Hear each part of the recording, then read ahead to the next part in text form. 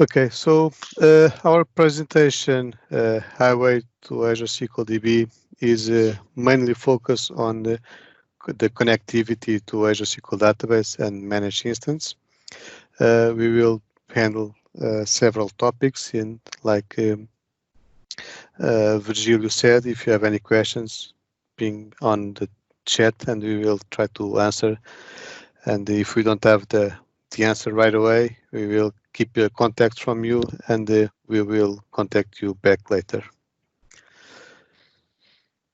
Okay. So, like it was already mentioned, Jose, can you give a short presentation for you? Yes, as I mentioned before, I'm support scalation engineer. My name is Jose. Subject matter expert in SQL database, managed instance, and the open source databases that we are supporting in Microsoft. We are supporting MySQL Progress and MariaDB, and a speaker in different events. And you have my detailed contacts in this slide. Okay. My name is Vitor Pombeiro. I'm an embedded escalation engineer. I work a lot with Jose, and you have here my contacts. We have here our blog and YouTube channel where you can see some articles. Jose is a great writer on our blog. Mainly, all the blog is almost 100% articles from his side, from his experience. Okay, so continue.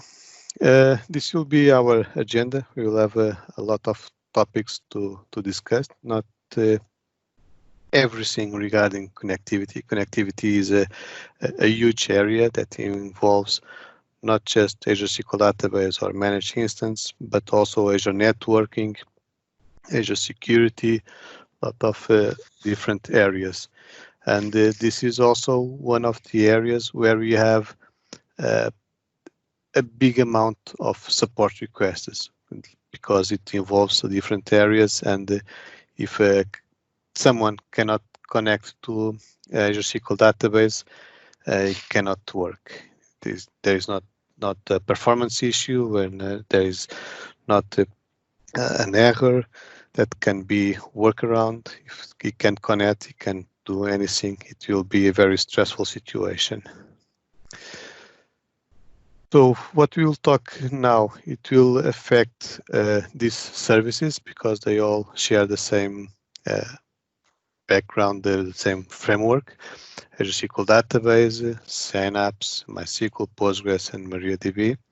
So if what you are talking right now will apply to all of these, and forward we will talk about specifically on managed instance.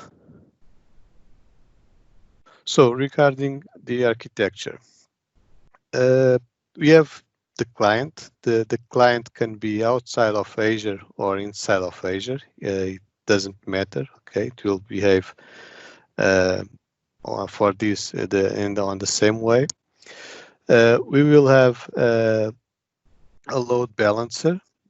Each region will have several load balancers with the gateways.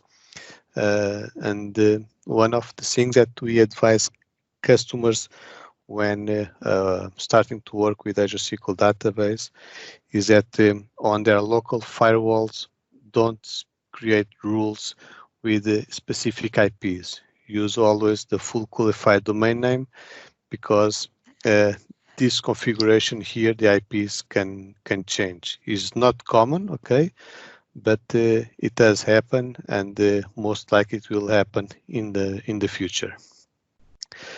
Behind the gateway, we will have clusters and nodes where it will reside our instances, our Azure SQL Database instances, Synapse.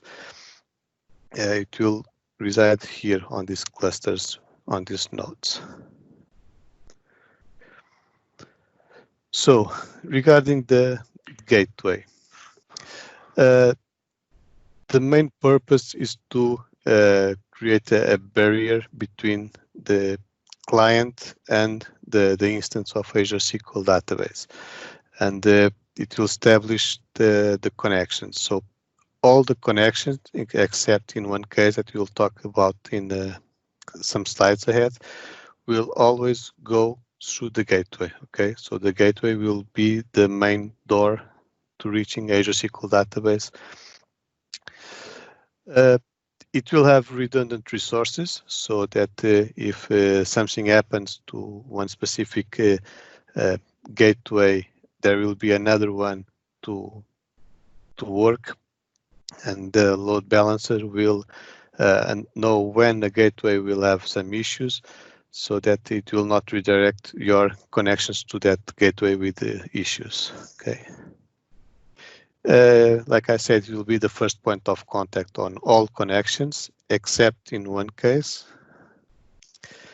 It needs to deal with the high load of logins. Okay, I had a case where a customer had a specific configuration that was causing the gateway he was using to reach some high values on resource usage. We were able to scale up the gateway, the resource of the gateway, but even reaching the maximum allowed by the infrastructure, the customer was able to reach a high number of logins. And by simply changing a configuration, we were able to mitigate that issue. Customer was happy because he was not having connectivity issues, because having all of this connectivity was causing that some of his connections were failing because there was no resources available to handle them, and everyone was happy in the end. Also, it will be the first point to handle malicious logins attempt. This will not, I will not talk about much because this is classified information, and if malicious people don't know, they will have less information to deal and to create workarounds. And also, when you establish a connection, the gateways will consult some metadata, internal metadata, to know where your specific Azure SQL database is located. Because as you understand, an Azure SQL region has thousands of databases, and the gateway needs to know exactly where it is so that it can establish the connection to the correct database. If the database doesn't exist for any reason, doesn't matter, it will connect to the master database on the logical server so that an error code can be recorded on the master database. So that we can, on our telemetry, check and see, okay, you are trying to connect to a database that doesn't exist. And we need to record that information somewhere, so by default it will be recorded on the master database. On the SQL Server, on your instance, what we will have? We will have the DOS guard. This is already public. This is a process to prevent some brute force attacks, trying to find your credentials, so that if a specific amount of attempts fail in a specific window time, that IP that is trying to that is doing the brute force will be blocked by a specific amount of time. Okay, that is what I can say. Anything more is classified. This is security, and usually with security there is not much public information. Firewall. Okay, so we have two kinds of firewall, the server firewall and the database firewall. We will talk a little bit more in a few slides ahead.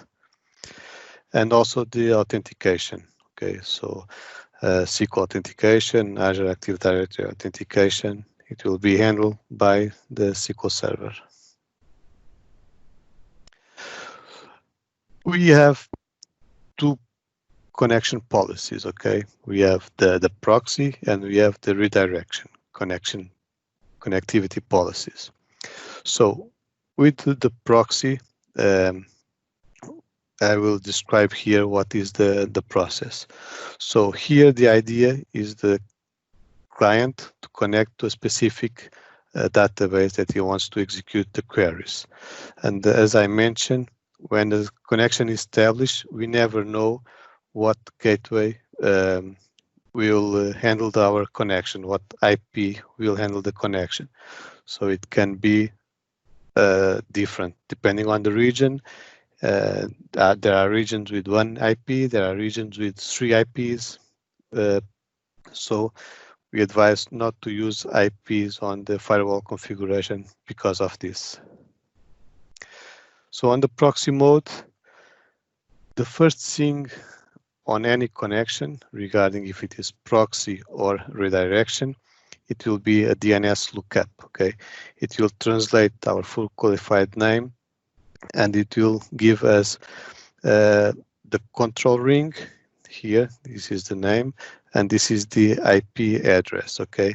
So now here we can see that our database is in Central US 1 and this is the IP of the gateway that will be handling our connection.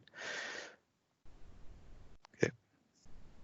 Next thing, it will be established a TCP connection and the TDS login pre-handshake. This is a lapse.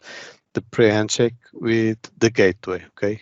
Until this moment, we are still on the gateway. Vitor, one second. If you want, I saw the message right now about English and Portuguese. If you want to talk in Portuguese, it's fine. I could understand more or less. Okay, because at the end, my presentation will be the last part. Okay, so it's just only if you want to talk in Portuguese, for me it's fine. Okay. No, I will continue in English to be consistent. But if anyone has a question, they can put in Portuguese. I can answer in Portuguese, or we can answer in English if there is no issue. Okay, don't be shy. No. Okay. For me, no, it's fine. It's just I don't want to take more time about this discussion, but for me, it's very important. It's very important about it. So for me, I am from Spain, so I could understand more or less the Portuguese. Okay, that's all. That's all. Okay, so here, continuing. Next, the gateway will resolve the database and logical server names, and it will get the location of your instance on the region where we are connecting, in this case, Central US 1. So knowing that, you can establish the connection from the gateway to our instance. To establish the TDS login on our instance. Okay, this the SQL Server, like I said, will check the firewall rules to see if the IP from the client is whitelisted, and if it is, then it will continue with the SQL Server authentication using SQL Server authentication or Azure's Active Directory. If everything is okay, it will send back the message saying that the login was successful and we can start querying our database and getting the replies back. Okay, this is the proxy, and as we can see, the response from our instance will always go through the gateway. So here the gateway will receive the queries from the customer and we will receive the replies, the output from the instance also. Okay, this can cause some slightly latency on our connectivity. It's not much, but it's some, and there are some customers that they prefer not to not to have this latency. And also, as you can imagine, the gateway will require resources to handle all this communication. And the example I gave previously, there can be situations where the gateway can be overwhelmed with this activity. So by the way, in proxy mode, we only use the standard SQL port 1433. It will always be this port. The other connectivity policy is redirection. And with the redirection mode, there is one small change here. So we have the connection. We'll start with the gateway always, and the gateway will send a redirection token to the customer, so that the customer now is able to establish the connection directly to the instance he wants to. Okay, it will again check the firewall. If the IP is whitelisted, we'll check the authentication, it will check everything, but now all the communication will not go to the gateway. The gateway will be relieved from that duty. And with this connectivity policy, we will use the standard port 1433 to start the communication, but when it is redirected, it will use one of these high ports, what we call high ports, 11,000 to 11,999. Okay, so we need on the customer side, we need to open all these ports if we want to use the redirection mode. Okay. The pros and cons between them. Mainly, the pros for the proxy is it's supported by all drivers, and is more secure because we just open one specific port, and due also to legacy software that requires to connect to Azure SQL database.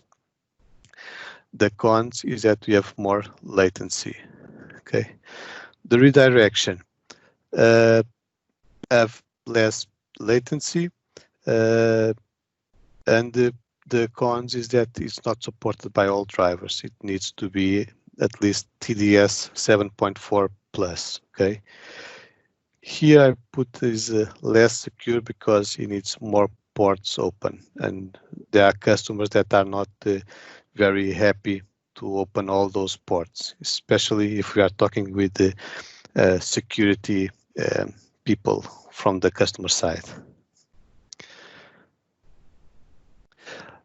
This is a list of gateways that is on the public documentation. They are not all Azure regions, but as you can see, there are regions where we have one IP, others with two, others with a lot. And sometimes there are regions where we need to add another IP because the number of activity on that region is increasing, and we need to provide more resources. So, for example, in China East, if we need to put another IP here, and if the customer is specifying a specific IP on his firewall, if the connection tries to establish a connection to the new gateway, the new IP, the firewall from the customer side will block that connection, and the customer will face issues until he updates the firewall rules to allow the connection to that new IP. But things can happen again because I'm talking about adding an IP, but imagine that is an IP that is changed, it will have again problems. So when working with firewall, as much as possible, use the full qualified domain name. DAC connections. So this is also from SQL Server. There is nothing new here. It used the port 1434 and these high ports.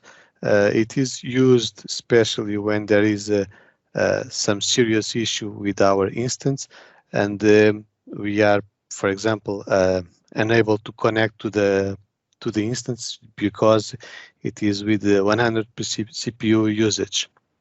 Using this connection, we will be able to connect to the instance, but we have only one connection. It's not possible to connect to users to connect using DAC at the same time. There are a limited number of resources, so we cannot run queries that run in parallel, for example, due to limited resources. But the resources that are limited, they are guaranteed. When you connect using DAC, it's guaranteed that you have a certain amount of resources that you can connect to and you can use. I have here a little demo. Okay, so what I can do, for example, using SQL CMD, I can connect to my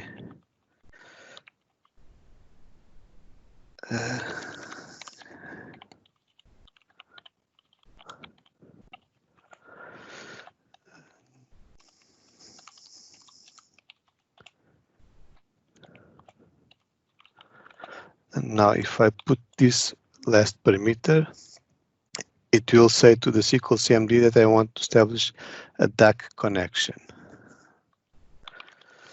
And if I type everything right, okay, so now I'm connected with my DAC. I can, for example, kill a session that is consuming all the resources or that is causing another kind of issue. And in this way, I can, in a fast and mitigate the problem, okay?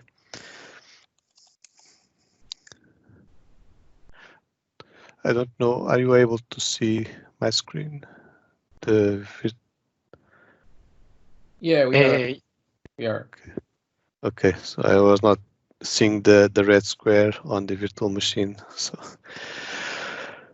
okay, so that was the demo. It was a simple one, but it's also regarding connectivity, and it's a fast way to mitigate some issues. Regarding firewall, so firewall, we have two firewalls. We have the database level firewall and the server level firewall.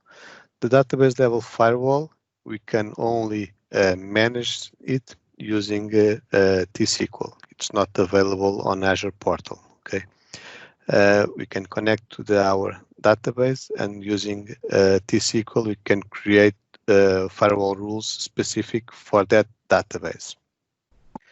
For the server level, we can use the portal. We have here part of the portal where we can specify a rule name and the IPs that we want to create the rule. And as we may guess, the server will affect all the databases inside that server. So when a connection is established, the first thing it will do, it will check the database firewall. If there is a rule that affects that IP, it will check if the IP is allowed to connect to. If it is, it will connect directly. If it is not, it will check the server level firewall rules. Okay, the server level firewall rules are stored in the master database, so it will connect also to the master database.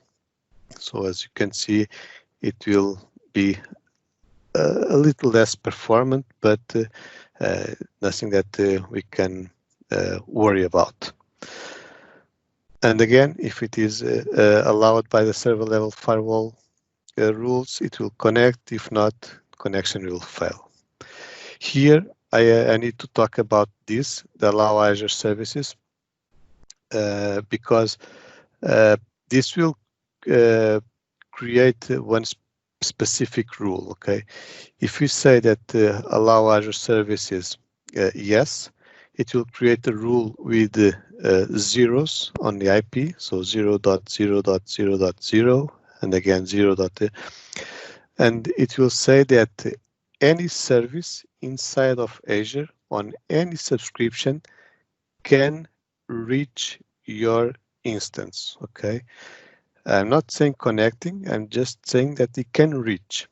To connect, it needs to have a valid credential to be able to connect, but at least you can try to put a username and password and see if it is correct or not.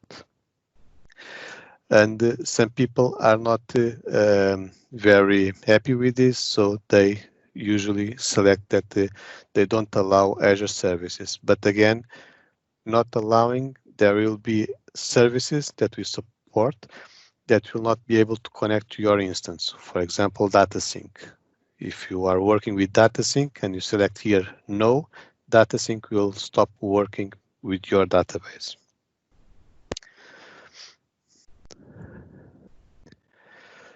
Read scale out. Okay, this is a way to connect to our Azure SQL database that is used to spread the workload between different replicas.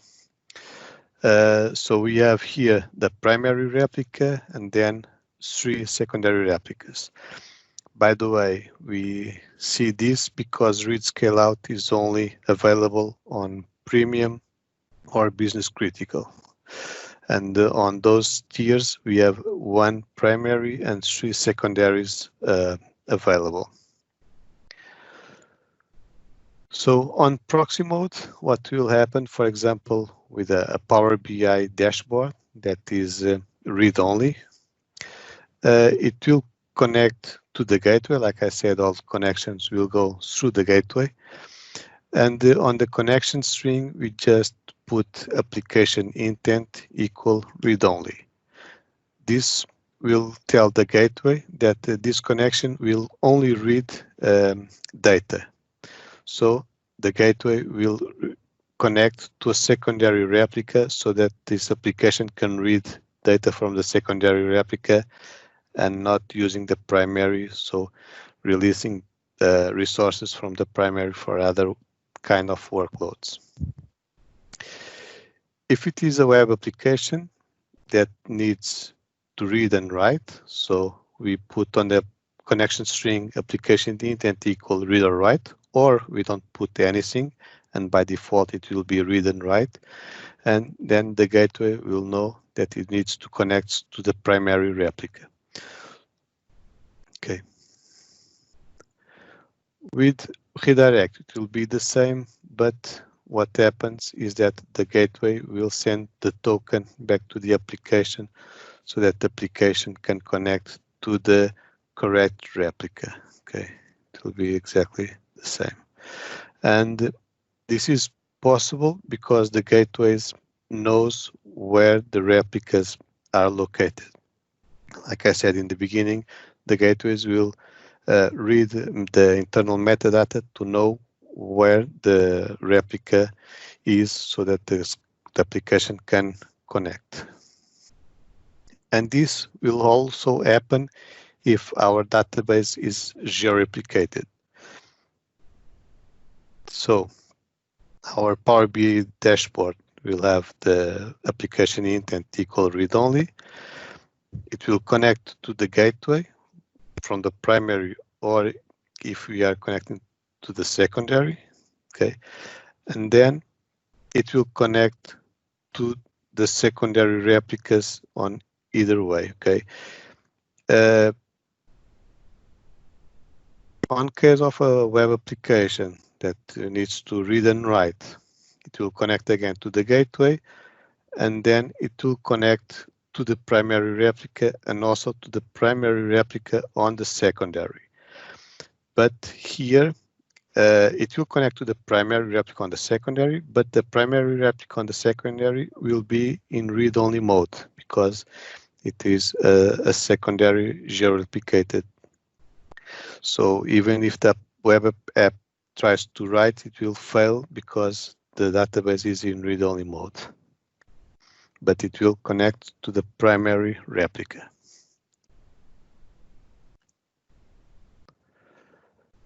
VNet endpoints. Okay, so VNet endpoints is very interesting, especially if we have a huge amount of, for example, virtual machines on VNet, and as we have a limit of 128 rules for a firewall, and if we have 200 VMs that needs to connect to the same Azure SQL database, customers can ask us to increase the number of the virtual network rules. Okay, it is possible, but at this moment only a request by a support request.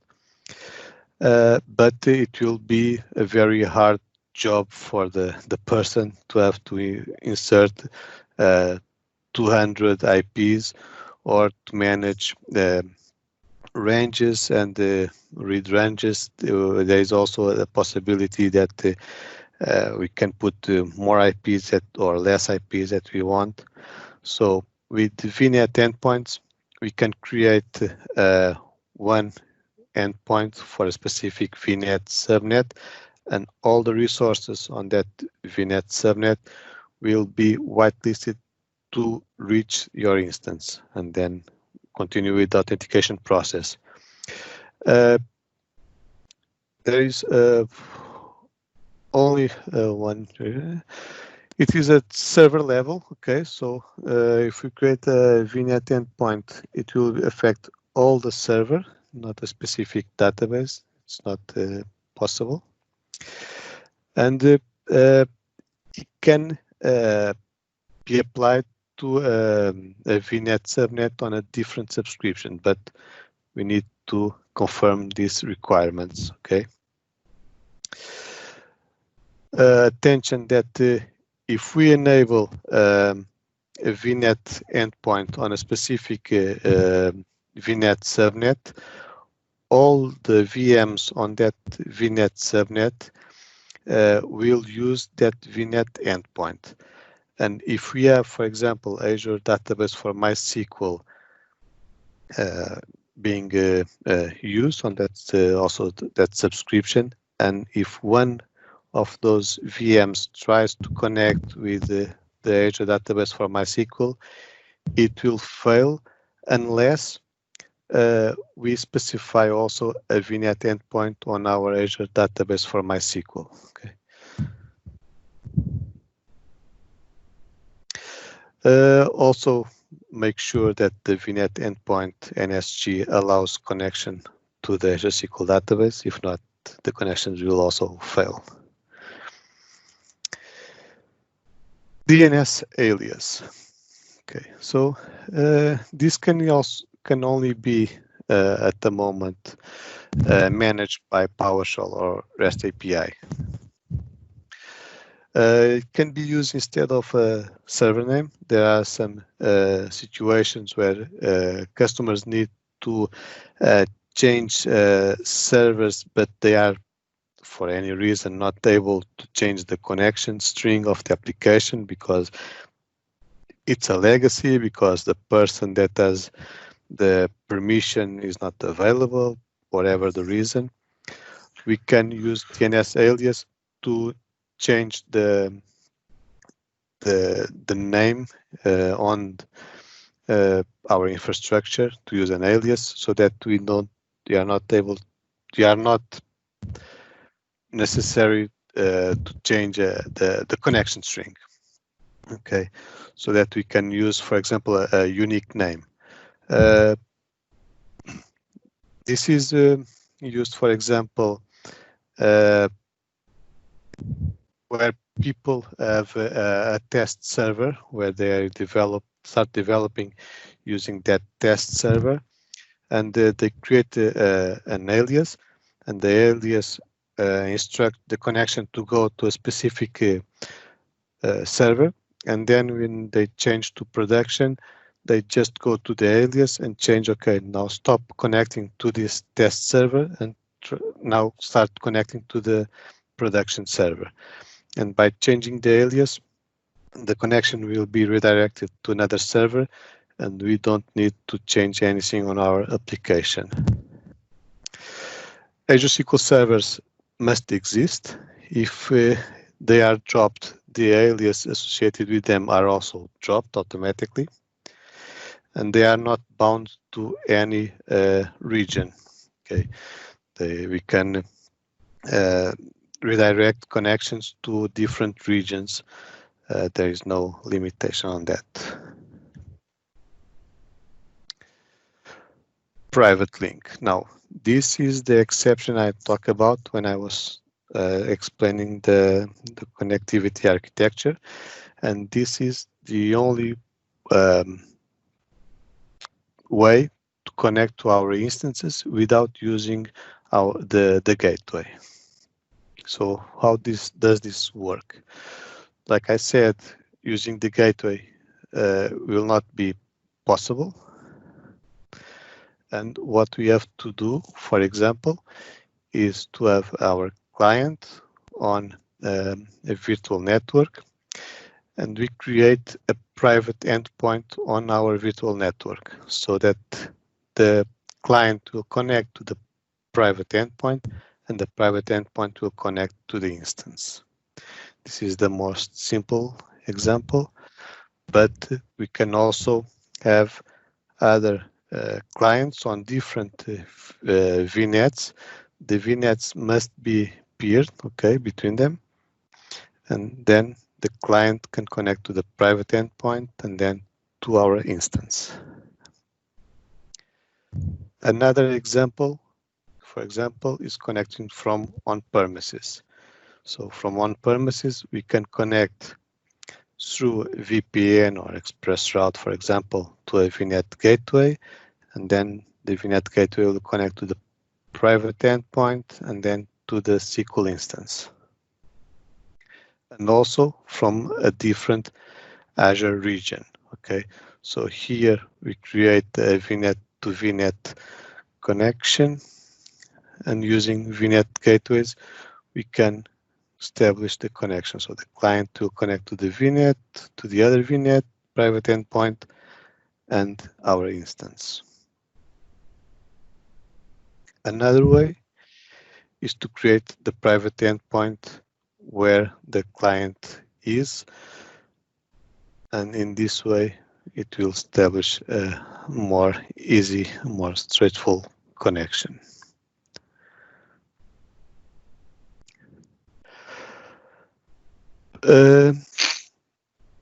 So private connections, they need to be, we advise to be near the customer application, okay, to be more easily managed.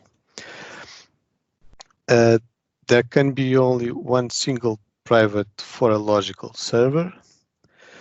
No changes to the connection string, okay, it will use a private DNS zone.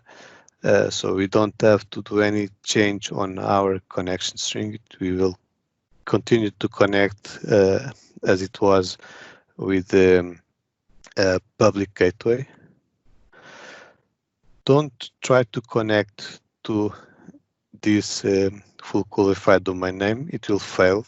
It is not listening for any attempts of connections. You can connect from on-premises, like I explained. It has a fixed IP address.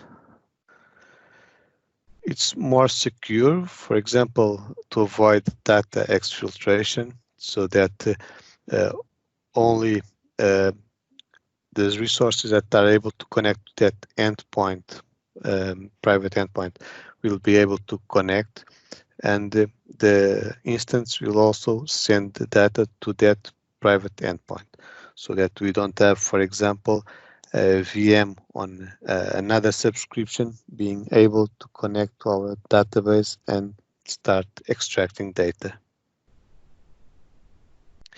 Only support proxy mode, so here there is no redirection option. And let me show you a demo. Okay, so I have here, if I do NS lookup Azure Azure.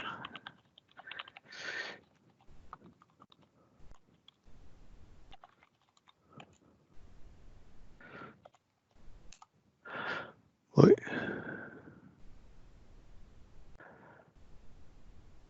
Existing.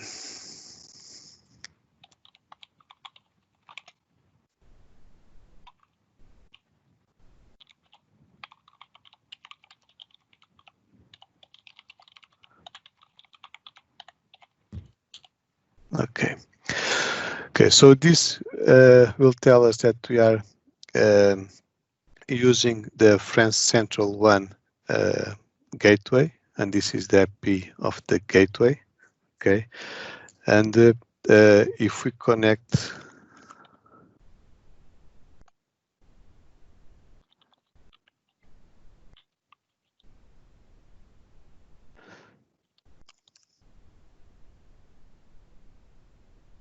I think I have here.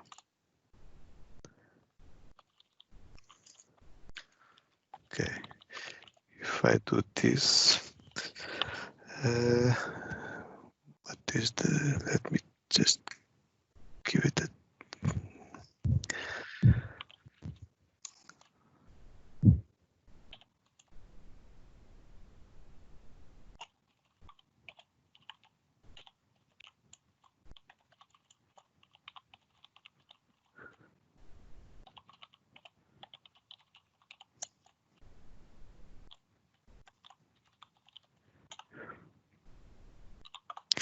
Okay, we can see that this is the IP, the public IP of this virtual machine. Okay. I will change the connection, the public point. Let me see it. Okay. I go here to my server, private endpoint connections, and I will create a new private endpoint. Okay. So France resource group, I will put here the private endpoint connection name that I want and the region that I want to place it. Put everything on the same region. Here it will ask me what type of private endpoint. We can create several different private endpoints. We are instituted on Microsoft.SQL servers, and we will specify the server that will be associated with this private endpoint. Okay, this we will not top. There's no other options. Okay, here we need to connect to the virtual network that we want to. The client is on this virtual network and the subnet. Okay, and now here we also need to specify the private DNS zone or to create a new one if we don't have one. I already have one from my previous experiences, so I will create this. I don't want tags and I want to create. This will take a little bit to be created, and I think JM can continue here because next it will be managed instance, and then when he wants to do a demo, I can go back and show you the difference here. So JM. Okay. Okay, thank you so much. Thank you so much, Vitor. So, just only as you could see, Vitor go through all the options that we have. Okay, in terms of SQL, but what changed in managed instance? What is the difference using managed instance? Could you please go to the next slide, Vitor? I don't know if I could request the control. Okay, so the main things about the managed instance is we are going to use VNets. So we are going to use virtual network. The main difference that we have with SQL database is all the connections is going through a proxy server. We have a public server that receives all the connections as Vitor explained before. Right now, right now, all the connections going through, let's say, internal. Okay, so for the reason, every time that you need to, when you need to create a managed instance, you need to create an VNet and subnet. Okay, so let me request the controller. I think that I could click. Okay. So for the reason, as you can see here, we have every time that you create a SQL managed instance, you are going to have 3 different machines that is running, let's say, in a special virtual cluster. Okay. So this virtual cluster, every machine is able to connect with another one. For the reason we have a SQL always on environment, and you are able to connect to this virtual cluster. So as we mentioned, it's a network isolation. Let's say that all the connections, all the servers that I'm going to have will be isolated, will be in the same VNet and subnet.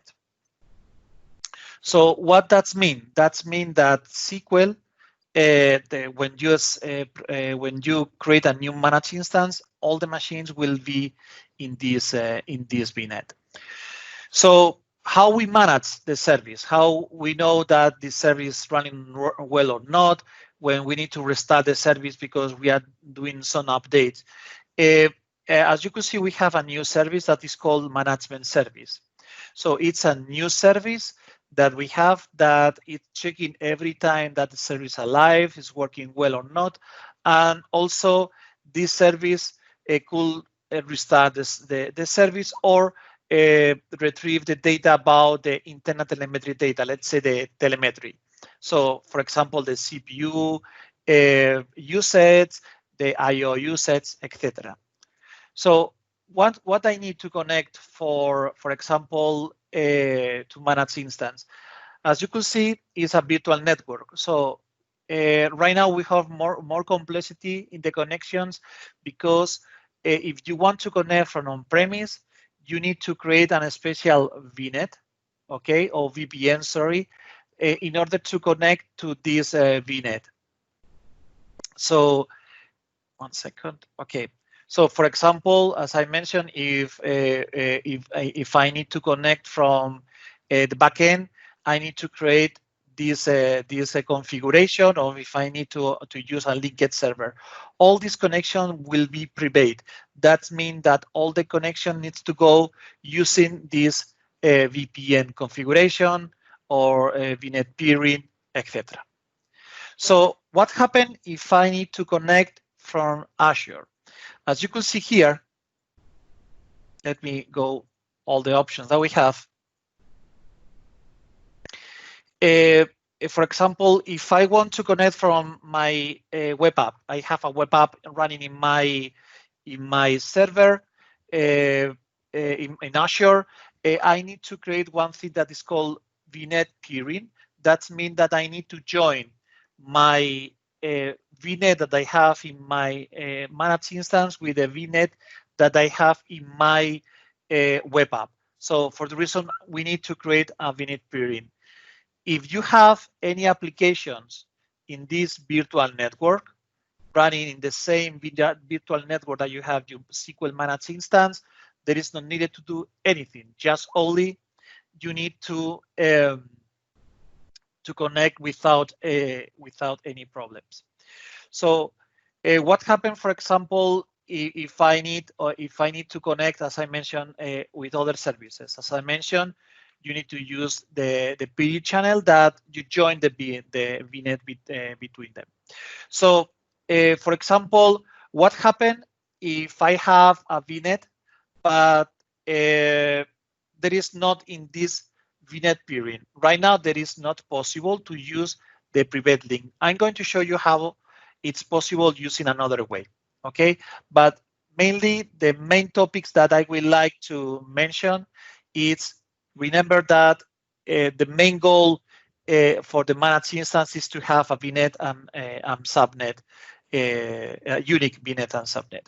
What happens if I want to connect without using the private VNet? So I would like to connect from, for example, from my server from on-premise without using any VNet peering, etc. Well, you have the option that is called public endpoint. So you need to change some parameters that you have in your VNet in your managed instance configuration in the firewall, and you are going to enable, okay, I would like to use the public endpoint. I'm going to show you right now in a couple of minutes about an example of about what is a private and public endpoint. So basically, what happened at the end, you could connect from any place, let's say on-premise, let's say SQL, from other services that you have in Azure. And then you are going to enable one public endpoint. This public endpoint will redirect the connections to the VNet that we have or managed instance, and the connection will be established. So mainly, this is the main two connections that we have. Let me show you an example about a walkthrough. I'm going to share my desktop with you.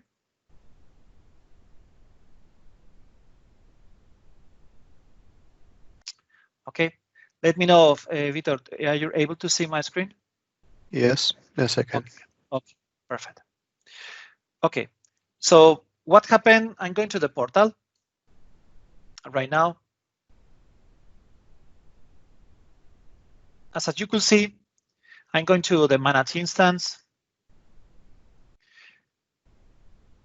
This is the unique managed instance that I have. You could see the overview. As you could see, for example, is a general purpose with 4 vCores.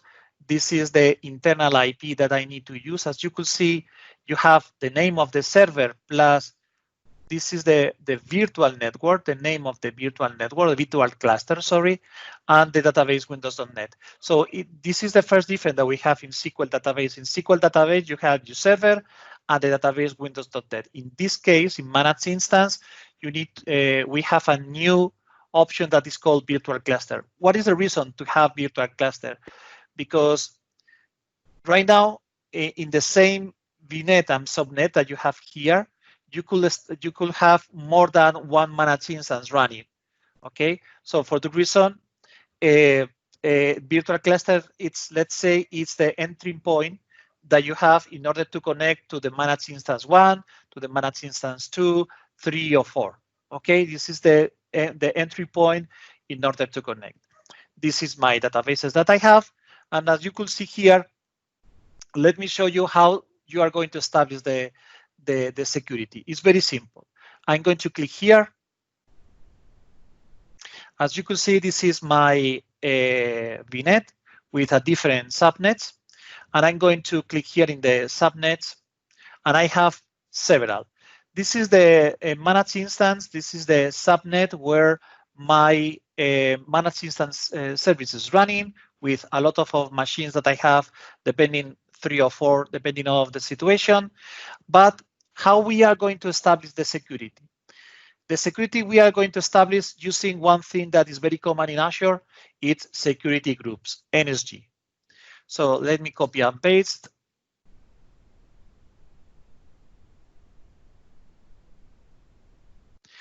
And as you can see here, for example, in the outbound security rules, you have all the rules that you need. We have a public documentation. What is the port that you need to use? What is the port that? But at the end, the most important thing is, as it's a more let's say that is more secure that we have in SQL Azure, because all the connection will be established in the same VNet and subnet. We have many ports, as you could see, for example, the port 1433 or the different port. This is the port that we are using in order to manage the services, etc. As you can see, this is the very typical. I think that starting from this point, from this rule and this rule, this is the typical port, the typical rules that we are using. No, sorry, this one and this one. This is the typical rules that we are going to establish the connection.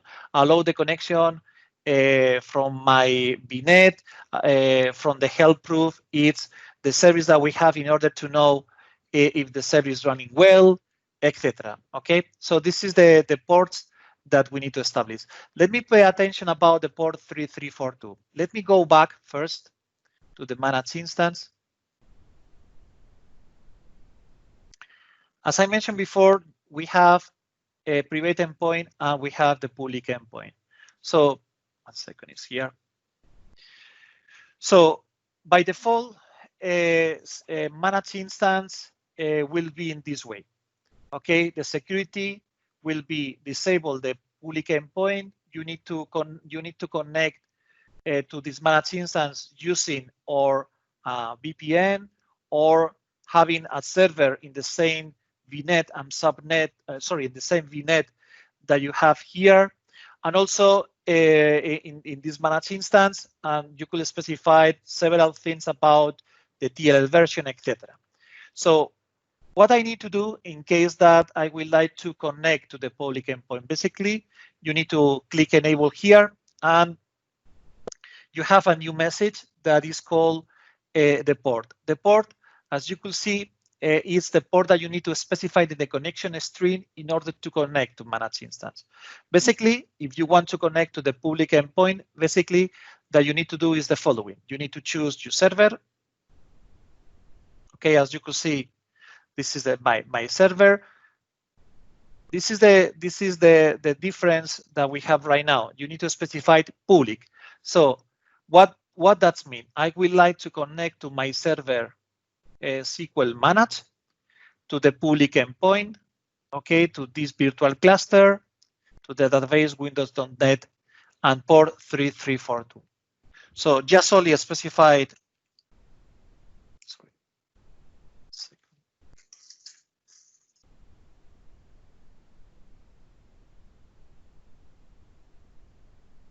Specify correctly the password. As you could see from my, I'm working from home today. So you could see here that my database is connecting from to the public endpoint. If I disable the public endpoint, no one will be able to connect from another places. Okay. So I'm going to start presenting. Vitor, could you please share your desktop with us again? Let me request the content. Yep. Okay. So go here. Okay. Okay. Basically, after we discuss many things about the connectivity, right now, what is our experience working in connectivity? What is the main issues that we have in connectivity?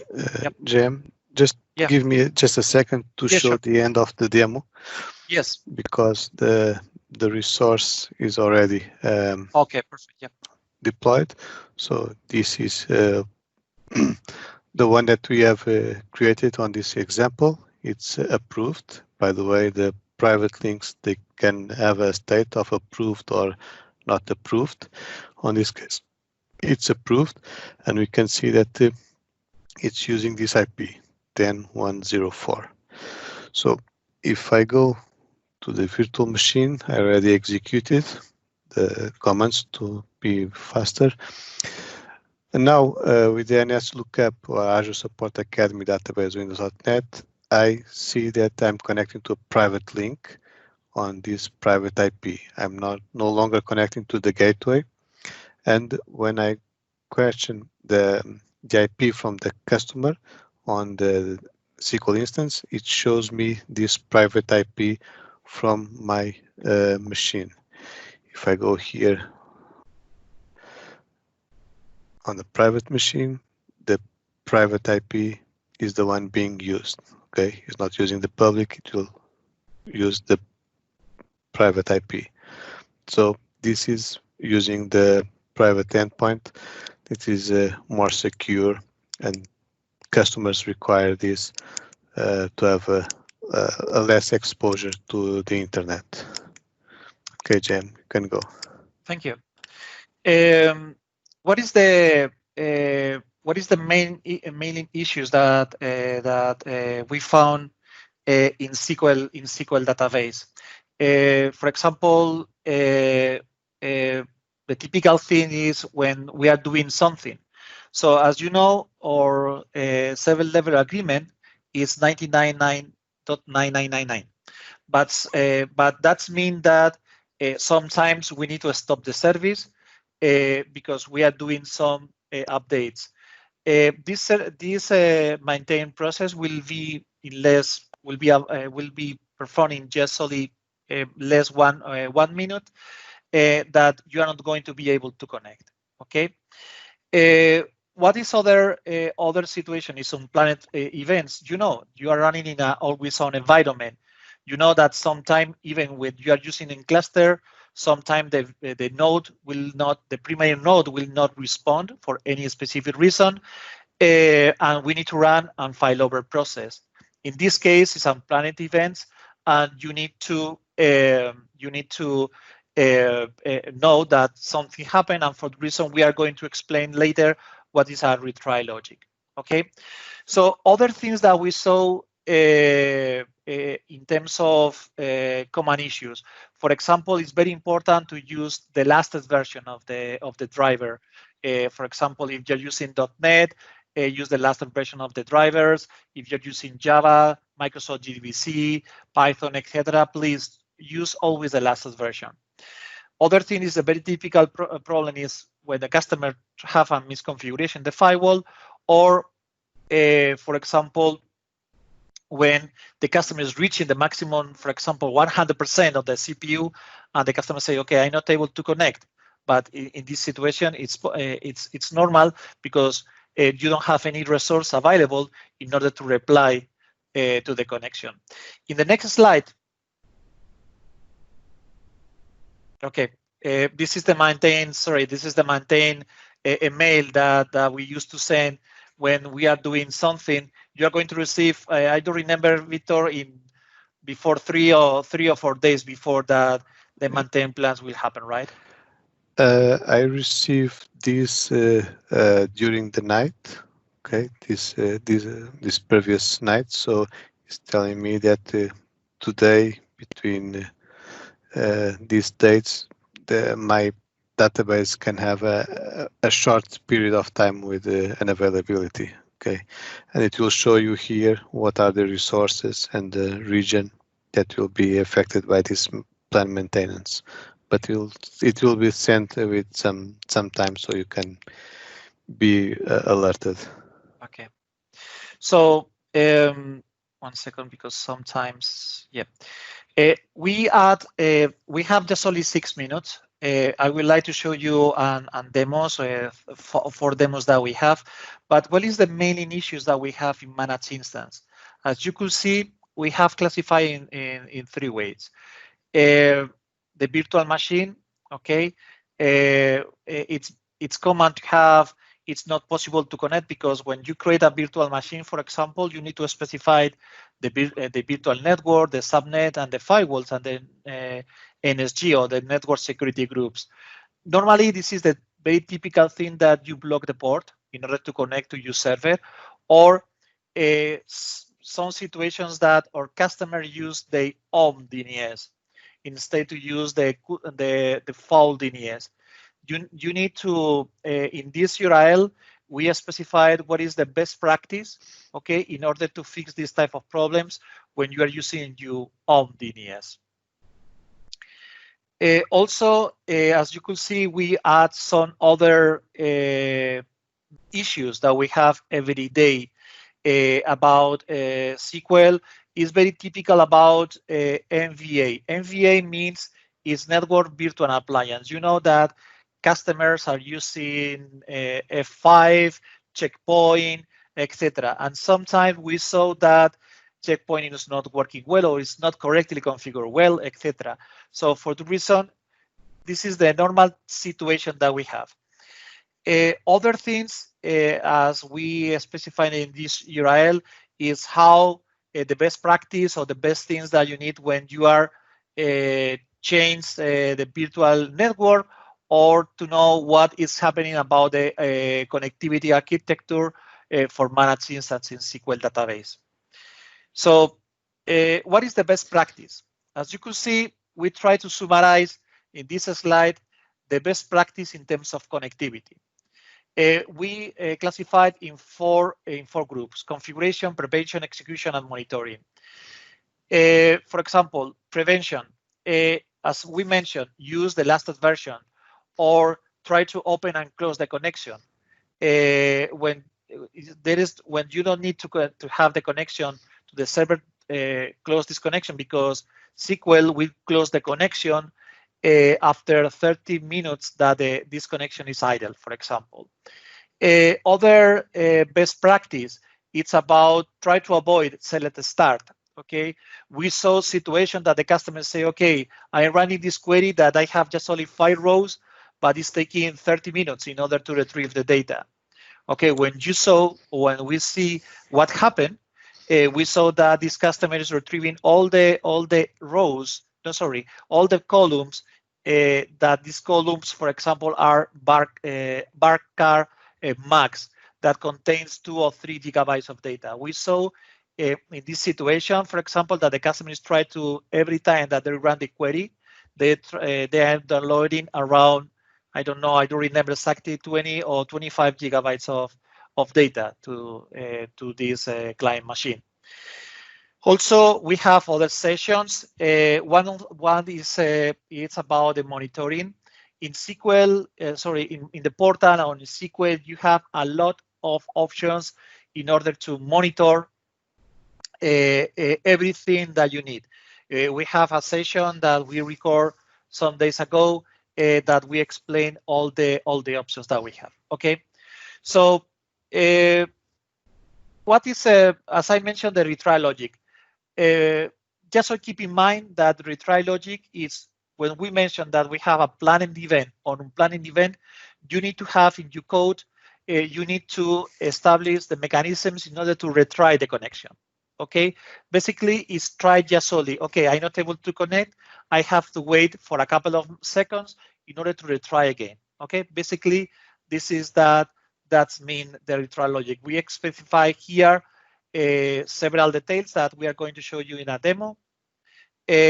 Also, we are going to show you an example, for example, how to monitor the connection, how much time is taking, that I'm going to show you in a demo. Okay, so this is the demo. I'm going to try to be very quickly about it.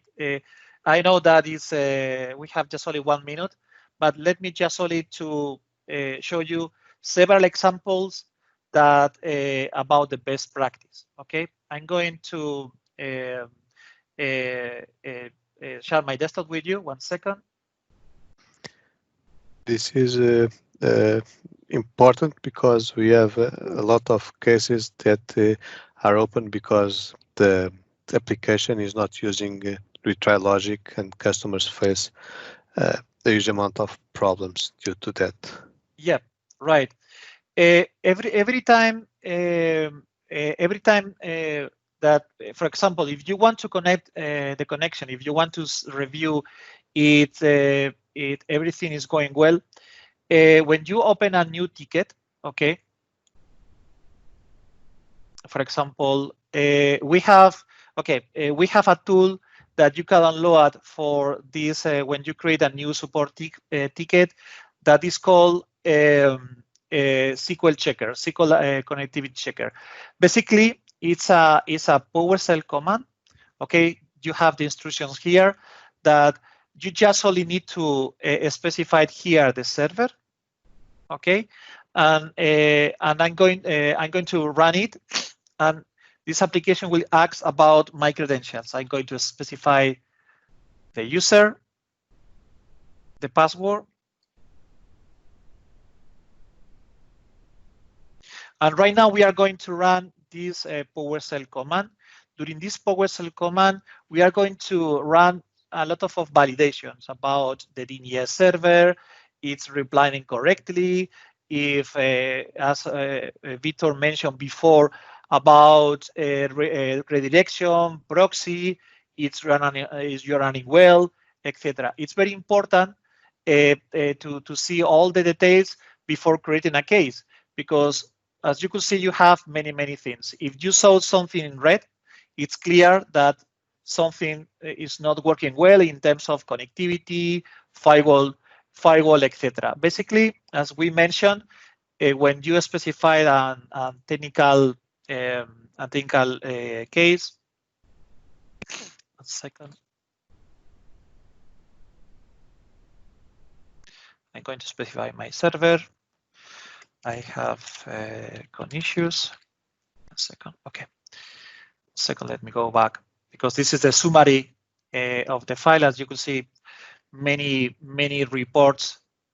1 second. Many reports about all the process that we have. Okay, my server, the notification, the connection, etc. This is the results of this process. How to download this is very simple. Basically, you need to go here. For example, I choose one of them.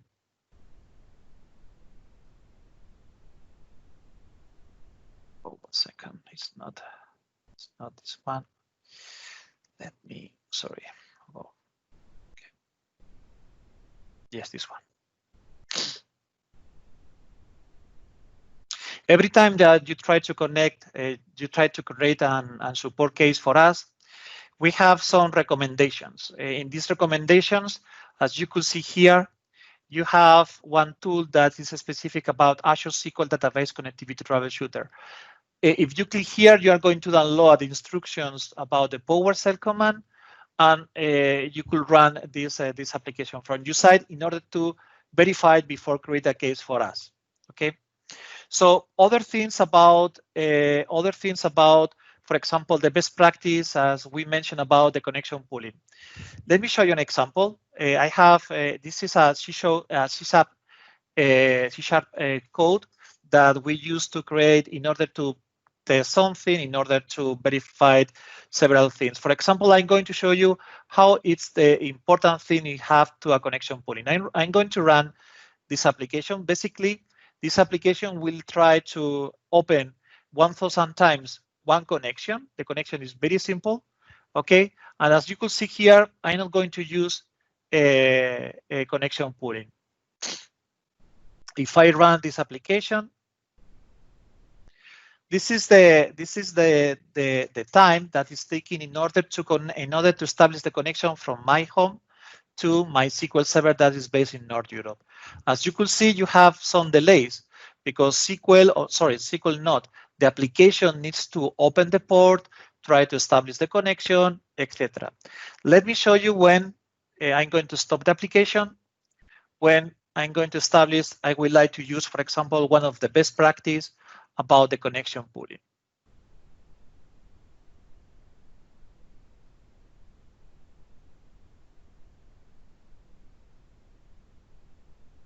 As you can see, it's much faster. Even when we have some delays in terms of connecting to the server that is based in North Europe, but it's much faster because we are using a connection pooling. Okay, for the reason it's a very good recommendation that in the code of your applications try to establish the connection pooling. So other situation, for example, I would like to control all how much time my connection is taking, how much time it's the query that I'm doing, etc. We create another part of this code that is very simple. The idea is we are going to establish the connection. 1 second. We are going to establish the connections. We are going to run a select of for one specific amount of rows. And we are going to use one thing that is called retrieve statistics from the SQL connection.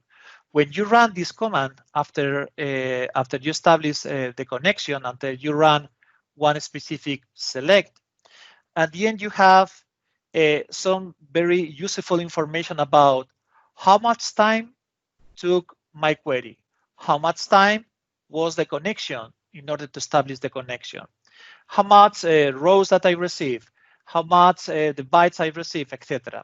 So let me run this query, or let me run this application. As you could see, I ran 2,000 rows.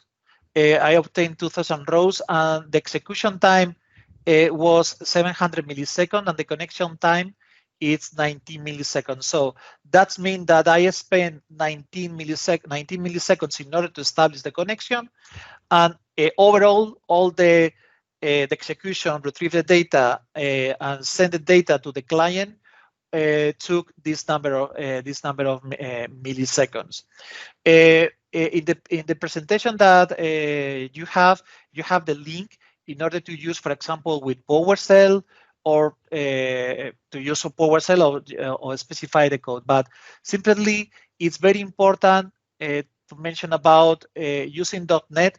You have this information. You have a lot of more information, because you have other parameter, other values, but it's very important if you could run this in order to establish the connection.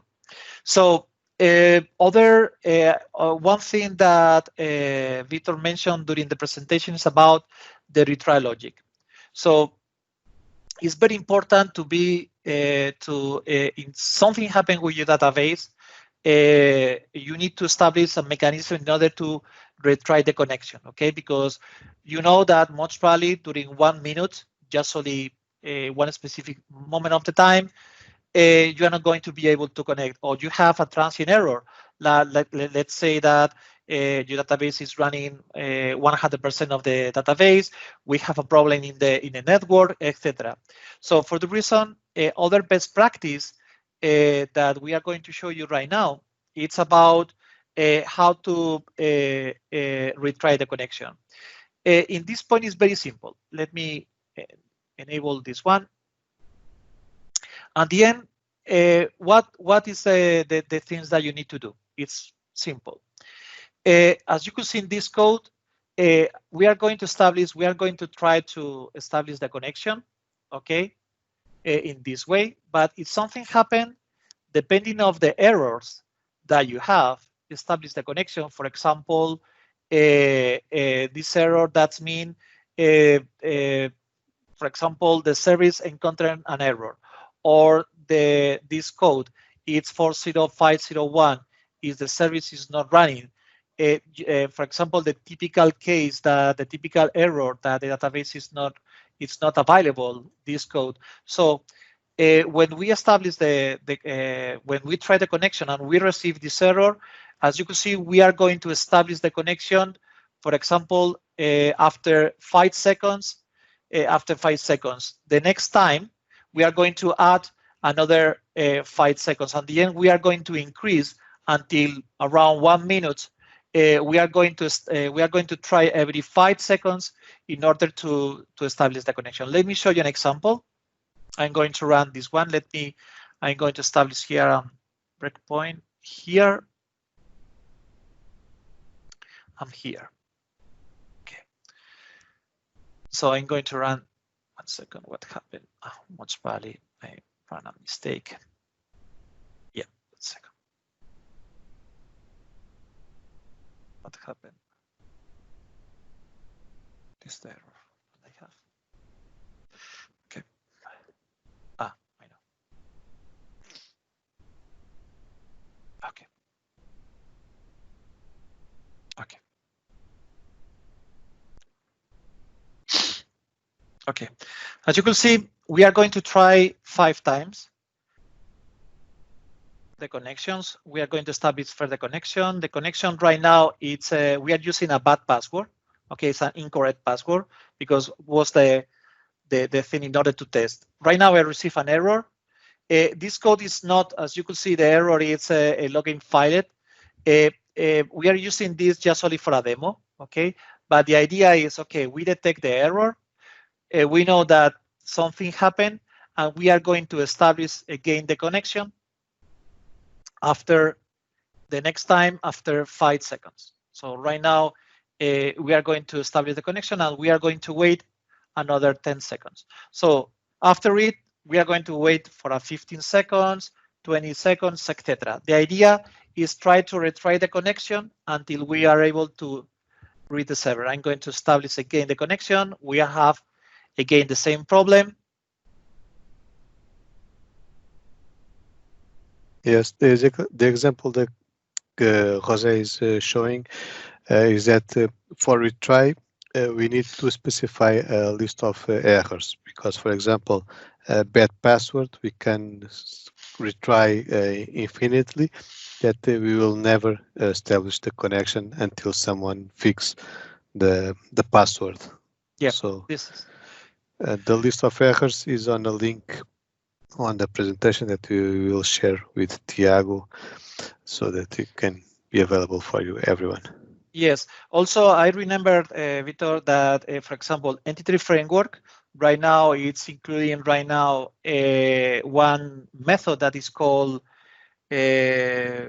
establish the connection strategy or something like this, that there is, for example, there is no needed to establish the retry logic, okay, because this code, this part of the entity framework is doing this. But if you're using Java, if you're using any other driver, it's very important to have this retry logic, okay? So, and, yeah. not also for Azure, but for any cloud provider. Yes, you're right. Yes, Vitor, you're right. For MySQL, for Postgres, for MariaDB, it's very important. It's very important to establish these mechanisms. Okay, so this is the last demo. I don't want to take more time from you. The typical question that we have about it's possible to use a CNAME, okay, and custom CNAME. So you know that you need to specify .database.windows.net. In SQL database is possible. The only requirement is that if could be possible, try to specify here the server name that you have, or if you have another name, try to specify it here after the login the server name, okay, your server name, okay. So doing this, you are going to be able to connect to use the CNAME. One thing that is very important is when you establish the connection, it's as Vitor mentioned before, it's about the encryption. When you establish the connection to our server, we are going to encrypt the data. We are going to encrypt all the informations. This encryption, we are using a special certificate that is based on the domain .database.windows.net. If you're using your own FQDN, okay, you are going to have an error because you are not going to be able to, or we are not going to be able to encrypt the data based on this certificate. If you want, if you want to connect using this encryption, the idea is to click here is Trust Server Certificate. Trust Server Certificate, that means that when I establish the connection, I'm not going to check if this certificate, no, this certificate is not valid. I'm going to trust in the server certificate that I have in the proxy, okay, in our gateway, okay. So this is the typical thing. We have many other in the presentation. I'm going to stop the presentation. My desktop. We have other PPTs, okay, other slides, but I think that is we are run of time. I don't want to take more time from you, but we have other best practice about linked server, etc. Okay, thank you guys. It was a very interesting session about SQL and SQL databases, and also about managed instances.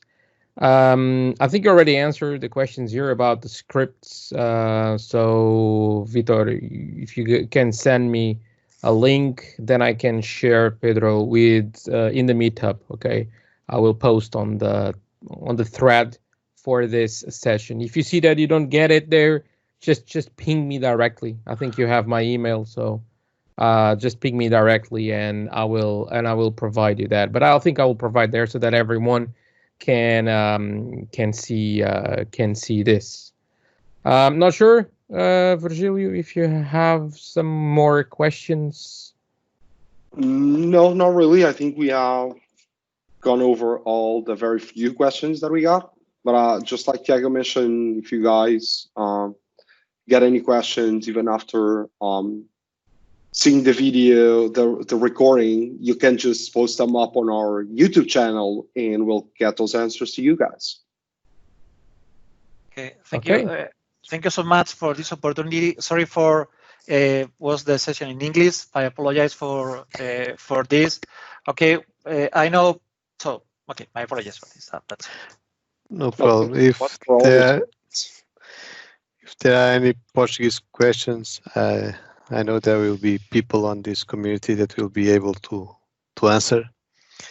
And if not, we can translate to people that can give the right answer.